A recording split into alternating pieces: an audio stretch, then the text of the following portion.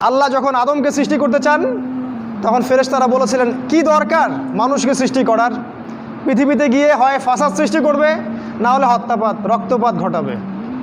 দেখেন মানুষ ওই দুইটা কাজই করে। এরকম অসংখ্য নিদর্শন নবীজি বলেছেন কিয়ামতের আগে আগে হবে, এগুলো চোখের সামনে আপনি দেখতে পারবেন। এই ঘুষ, এই দুর্নীতি, জিনা, ব্যভিচার, মাদক, সুদ সবই কিয়ামতের আলামত। যাকাত দেওয়ার মানুষ খুঁজে পাওয়া যাবে না, মুসলিমদের সম্পদ এত বাড়তে থাকবে। সামাজিক মূল্যবোধ বলে কিছু থাকবে না। এই যে প্রতিবেশীর সাথে ভালো আচরণ, মানুষকে সুন্দর সৌহার্দ্যপূর্ণ ব্যবহার, এগুলো থাকবে না। নবীজি বলেছেন ইলম উঠে যাবে, জ্ঞান, কুরআন সুন্নাহর যে জ্ঞান এটা উঠে যাবে। আর জাহেলিয়াত সমাজে বর্ষণ হতে থাকবে।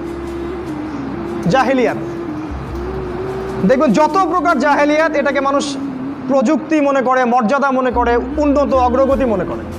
আর কোরআন সুন্নাহর যে মৌলিক জ্ঞান এটাকে মানুষ মনে করে এগুলো হুজুরদের কাজ আর মোল্লার দৌড় মসজিদ পর্যন্ত।